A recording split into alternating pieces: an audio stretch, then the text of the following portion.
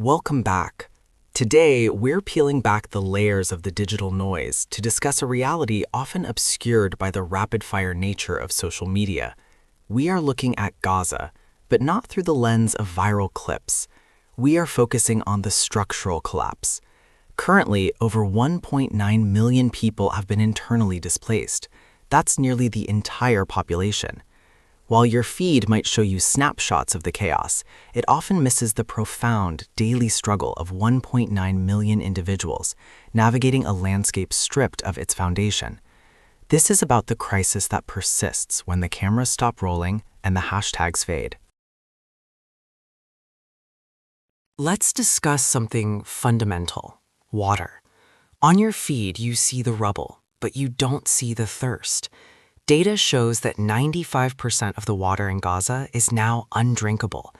Imagine a life where every drop of water could potentially make you ill.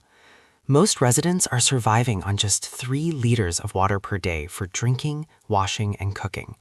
For context, the international standard for emergencies is 15 liters.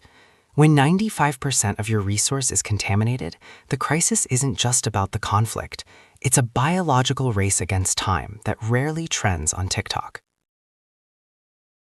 The healthcare situation is beyond a breaking point. Only 12 out of 36 hospitals are even partially functional. That means 2/3 of the medical infrastructure is completely offline.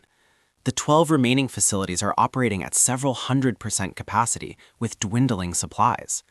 We are talking about surgeries performed without anesthesia and chronic patients, those with cancer or kidney failure, who simply have nowhere to go.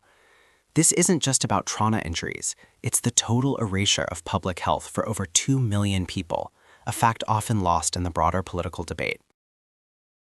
We often overlook the economic death of a region during a crisis. In Gaza, unemployment has surged past 75%.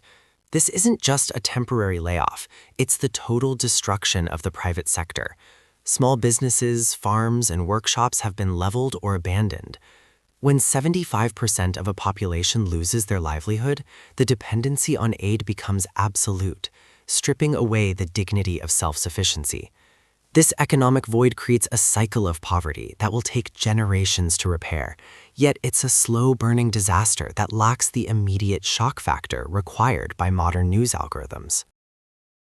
Education is the backbone of any future, but for 625,000 students in Gaza, the school year has simply ceased to exist.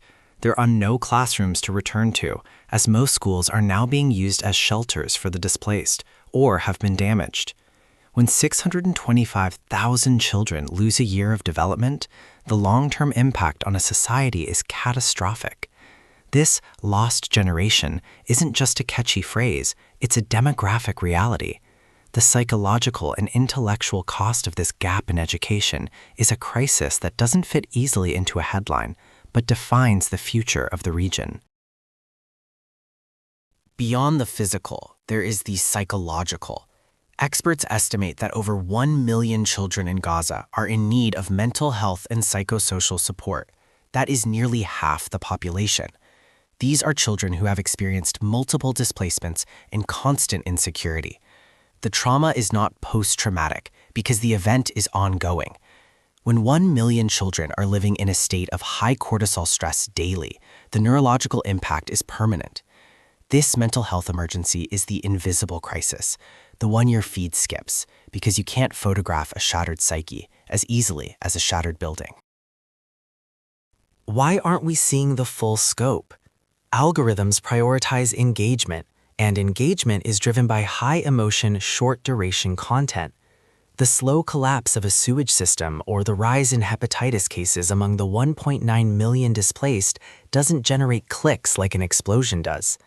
This creates an information gap where the public sees the what, but never the how or the what next.